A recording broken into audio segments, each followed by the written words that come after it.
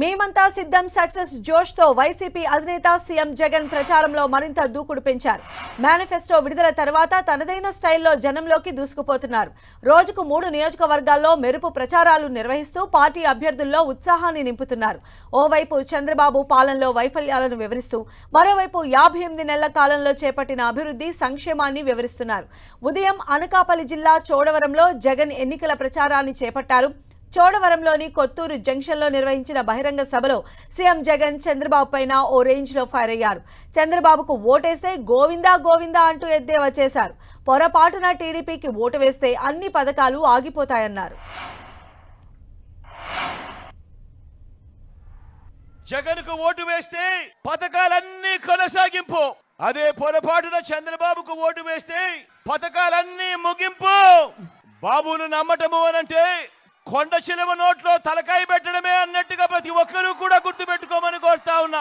మన చంద్రబాబును నమ్మితే ప్రజల జీవితాలు ఏమవుతాయో, గతంలో ఎలా ప్రజలు చెడిపోయారో, ఆయన మోసానికి ప్రజల బ్రతుకులు ఎలా అతలాకుతలమయ్యాయో చెప్పే గోవిందా గోవిందా.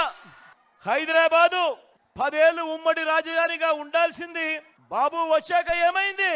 ఓటుకు కోట్లు కేసులో అడ్డగోలుగా దొరికిపోయి మన ఉమ్మడి రాజధాని గోవిందా గోవిందా.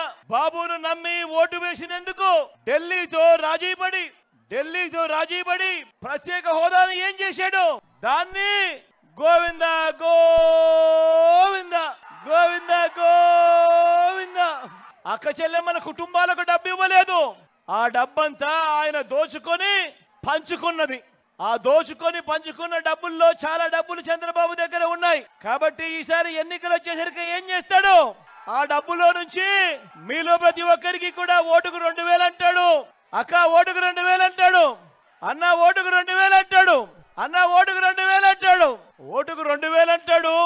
ఓటుకు 3000 అంటాడు. కొన్ని చోట్ల ఓటుకు 4000 5000 కూడా అంటాడు.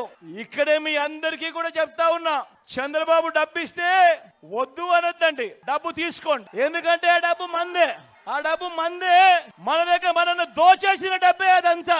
సూపర్ 6 అంటా ఉన్నాడు, నమ్మచ్చా? సూపర్ 7 అంటా ఉన్నాడు, నమ్మచ్చా? ఇంటింటికి కేజీ బంగారం అంటా ఉన్నాడు, నమ్మచ్చా? ఇంటింటికి